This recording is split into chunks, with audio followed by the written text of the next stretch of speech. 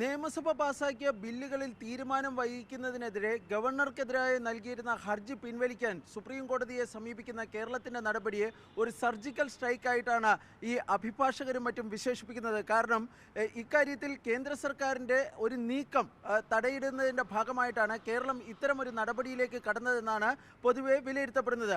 ഈ നിയമസഭ പാസാക്കിയ ബില്ലുകളിൽ തീരുമാനം വൈകിക്കുന്നതിനെതിരെ 2 ഹർജികളാണ് സുപ്രീം കോടതിയുടെ പരിഗണനയിലുണ്ടായിരുന്നത്.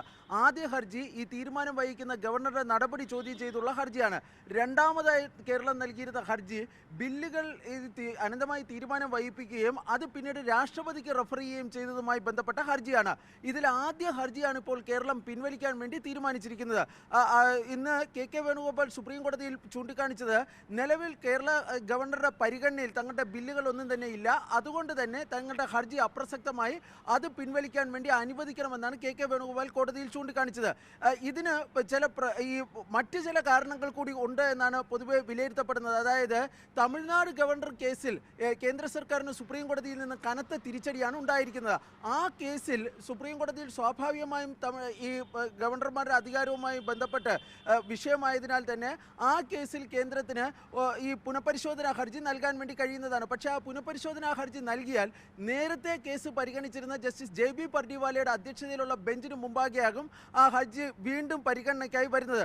പക്ഷേ ഈ കേരളത്തിൻ്റെ ഹർജിയിൽ സമാനമായ വിഷയങ്ങൾ ഉള്ളതിനാൽ തന്നെ ഇതിലൊരു ലാർജർ കോൺസ്റ്റിറ്റ്യൂഷണൽ ഇഷ്യൂസ് ഉണ്ട് എന്നും അതുകൊണ്ട് തന്നെ ഇത് ഭരണഘടനാ ബെഞ്ചിൻ്റെ പരിഗണനയ്ക്ക് വിടാൻ വേണ്ടി അനുവദിക്കണം അല്ലെങ്കിൽ റെഫർ ചെയ്യണം എന്നൊരു ആവശ്യം കേന്ദ്രം സുപ്രീം കോടതിയിൽ ഉന്നയിക്കാൻ വേണ്ടി സാധ്യതയുണ്ട് എന്ന് പൊതുവെ വിലയിരുത്തപ്പെട്ടിരുന്നു. കാരണം ഗവർണർമാരുടെ അധികാരവുമായി ബന്ധപ്പെട്ട് ഇപ്പോൾ സുപ്രീം കോടതിയുടെ പരിഗണനയിലിരിക്കുന്ന ഏറ്റവും പ്രധാനപ്പെട്ട ഒരു കേസാണ് ഇത്.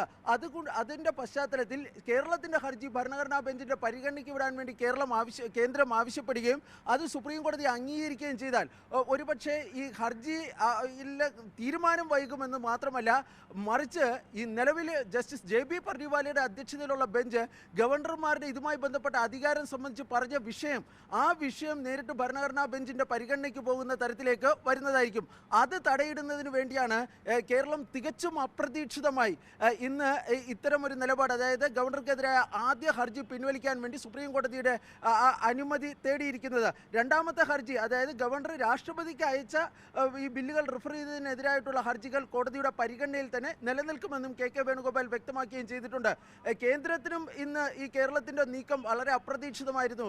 കാരണം ഈ ശക്തമായി തുഷാർ മേത്ത അതിനെ എതിർത്തു. കാരണം അദ്ദേഹം പറഞ്ഞത് ഇതിൽ കേരളത്തിൻ്റെ ഹർജിയിൽ പല നിയമപരമായ വിഷയങ്ങളുമുണ്ട്, അതുകൊണ്ട് തന്നെ കോടതിയെ തനിക്ക് അസിസ്റ്റ് ചെയ്യേണ്ടതായുണ്ട്, അതുകൊണ്ട് ഒരു കാരണവശാലും ഇത് ഈ വിഡ്രോ ചെയ്യാൻ വേണ്ടി അനുവദിക്കരുത് എന്നതായിരുന്നു ഇന്ന് തുഷാർ മേത്ത സുപ്രീം കോടതിയിൽ സ്വീകരിച്ചിരുന്ന നിലപാട്. പക്ഷേ ഒരു ഹർജി ഫയൽ ചെയ്ത വ്യക്തിക്ക് അത് പിൻവലിക്കാനുള്ള അവകാശമുണ്ട് എന്നാണ് കെ വേണുഗോപാൽ, ഭരണഘടനാ വിദഗ്ധരായ കെ വേണുഗോപാൽ കേരളത്തിന് വേണ്ടി കോടതിയിൽ ചൂണ്ടിക്കാണിക്കുകയും ചെയ്തിരിക്കുന്നത്.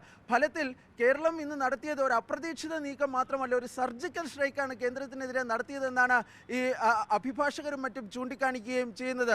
വരുന്ന ചൊവ്വാഴ്ച ഇതുമായി ബന്ധപ്പെട്ട് വിശദമായി, അതായത് ഈ ഹർജി പിൻവലിക്കാൻ അനുവദിക്കണമോ വേണ്ടയോ എന്നതിനെ സംബന്ധിച്ച് വിശദമായ വാദം കേൾക്കൽ ജസ്റ്റിസ് PS നരസിംഹയുടെ അധ്യക്ഷതയിലുള്ള ബെഞ്ചിന് മുമ്പാകെ നടക്കുകയും ചെയ്യുന്നതായിരിക്കും.